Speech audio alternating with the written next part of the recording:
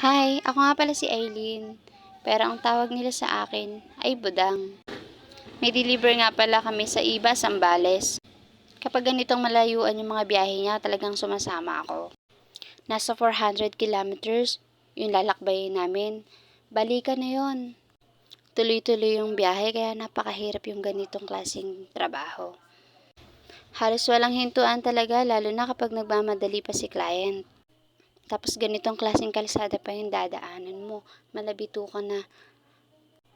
Wala pa halos mga ilaw yung kalsada at harang as in kapag ka nagkamali ka ng pagmamaneho, diretso bangin ka talaga.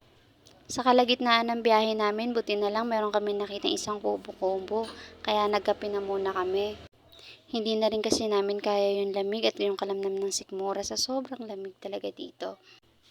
Nakita nyo ba mukha akong tanga na daldal ng daldal pero hindi siya kumikibo? Nakakainis, di ba?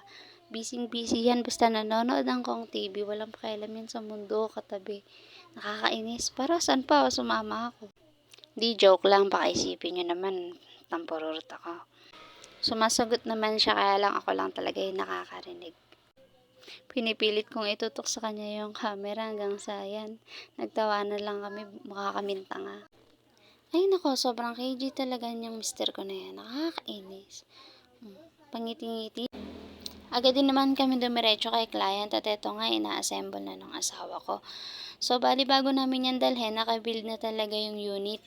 Pagdating kay client, isi-set up na lang ni Mr. at i-double check niya. Hindi ko na pala nabidyan pa uwi na. 9:30 AM na rin kami nakauwi pero 4 PM kami umalis ng bahay.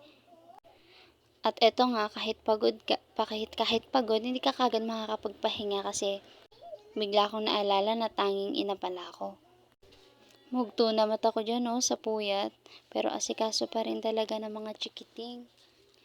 Habang si mister nagpapahinga na. Mas kawawa naman kasi talaga siya sa biyahe dahil siya ang may hawak ng manibela. Pero sulit din naman na may anak na. Kasi kahit pagod ka, uuwi kang masaya. 2 oras lang talaga yung tulog namin kasi gagayak pa kami para sumamba ng 2 PM. Buti na lang talaga hindi nakatulog sa kapilya. Pagkatapos namin sumamba, dumiretso na rin pala ako para mamili.